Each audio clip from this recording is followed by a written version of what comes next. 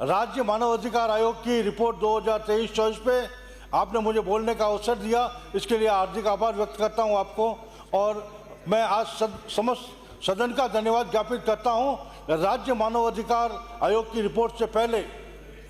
जिस तरह से 1975 में इमरजेंसी में मानव अधिकारों को कुचला गया,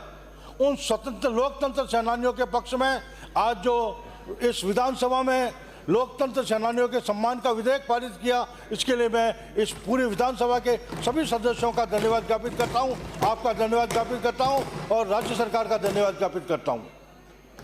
अध्यक्ष महोदय, पिछले 5 सालों में राज्य मानव अधिकार आयोग एक सरकार की कठपुतली बना हुआ था। जो मुद्दे संज्ञान में लाने चाहिए थे और जिन मुद्दों पे चर्चा होनी चाहिए थी, जिन मुद्दों पे कोई निर्णय होना चाहिए था, मुझे लगा कि राज्य मानवाधिकार आयोग खाली रिपोर्ट देने तक ही अपने को सीमित रखा उन्होंने। जिस तरह से सबसे बड़ा कांड राजस्थान में हुआ, मानव अधिकारों के हनन का, जिससे पूरा प्रदेश एकदम ध्वस्त हो चुका, उस ऐसे मुद्दे पर जब पेपर लीक के प्रकरण आए,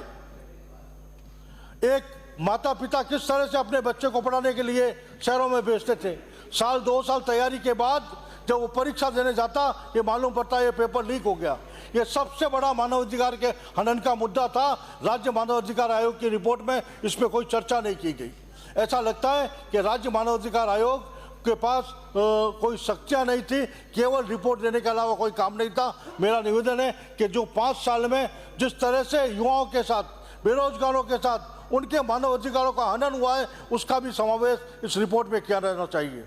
दूसरी बात, जिस तरह से तुष्टीकरण का नंगा नाच हुआ, मेरे पहले वक्ता ने भी बताया, जोधपुर में भी हुआ, पूरे राजस्थान में जिस तरह की घटनाएं हुई, उन घटनाओं का जिक्र भी इस मानव अधिकार आयोग की रिपोर्ट में नहीं है। मेरा निवेदन है कि इस रिपोर्ट को पूर्ण करने के लिए 5 साल में जिस तरह की घटनाएं पूरे प्रदेश में हुई, जिस तरह से जोधपुर में हम लोगों ने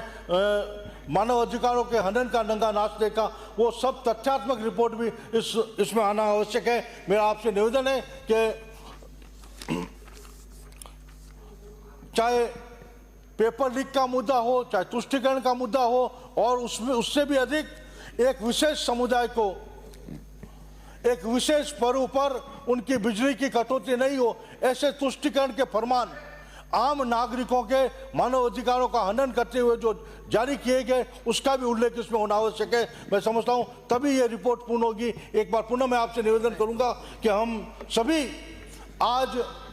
जिस तरह से 1975 में आपातकाल के समय लोकतंत्र के अधिकारों को कुचला गया, मानवाधिकार के कुचला गया, आज इस विधानसभा ने वो पारित करके विशेष इस अभियान में जो विधेयक पारित किया है, उसके लिए संपूर्ण विधानसभा राजस्थान की आप और समस्त सदस्य धन्यवाद के पात्र हैं कि उन्होंने आज़ादी के इमरजेंसी के